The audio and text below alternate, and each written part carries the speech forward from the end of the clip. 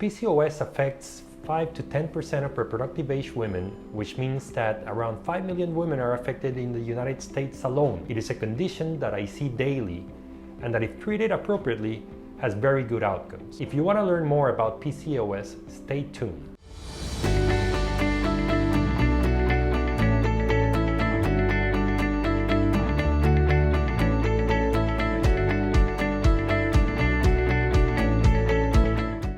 PCOS stands for Polycystic Ovarian Syndrome. It is a complex condition, but the main issue with getting pregnant is anovulation. You're looking for 2 of 3 criteria: patients with periods longer than 35 days, patients with evidence of elevated male hormones either by blood test or by clinical exam, for example, having acne, oily skin, or hair where it's not supposed to be, and having polycystic appearing ovaries on ultrasound are the 3 main criteria. We also need to make sure you don't have any other medical conditions such as thyroid problems or insulin problems, so extra tests need to be ordered. The 2 major things that may affect patients trying to conceive with PCOS is anovulation, meaning that the patient is not ovulating consistently and therefore cannot be pregnant, and insulin resistance. We know that about 70% of women with PCOS may have insulin resistance, which means elevated levels of insulin have been associated with poor pregnancy outcomes. There's no perfect way to diagnose insulin resistance,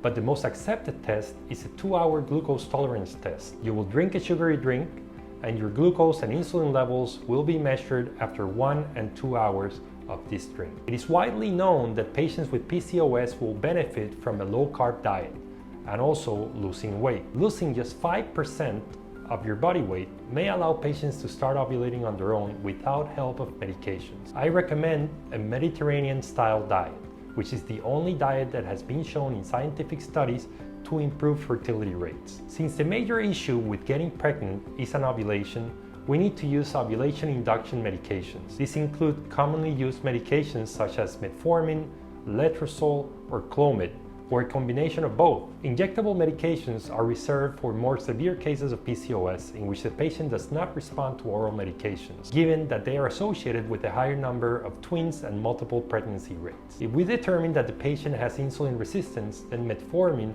is commonly prescribed. This medication by itself is not great given that the pregnancy rates are low if used alone, therefore we usually combine it with other medications. Letrozole is the most commonly used medication given that it was found to have a slightly higher pregnancy rate than Clomid in PCOS patients. We can also use a combination of letrozole, Clomid, and metformin. The good news is that once we are able to get the patient to ovulate, the success rates are similar per cycle to patients without PCOS, meaning about 15 to 20% per cycle. If ovulation induction fails, given that it's only about 20% per cycle, which is similar to patients without infertility, and depending on age, patients may get frustrated and ask for more aggressive treatments such as IUI and IVF. There's really no magical number on when to move forward to the next step. However, IUI by itself is not going to add much given that if the semen analysis is normal. So usually, after about 6 failed ovulation induction cycles, the patient can choose between continuing with the ovulation induction cycles or moving to a more aggressive treatment with better success rates such as IVF. The good news is that if treated appropriately with lifestyle modifications and if needed ovulation medications, patients have a very good prognosis of ovulating and getting pregnant. If you like this video, please subscribe, and if you want a free 20-minute information session, please log on to our website and contact us. Until next time.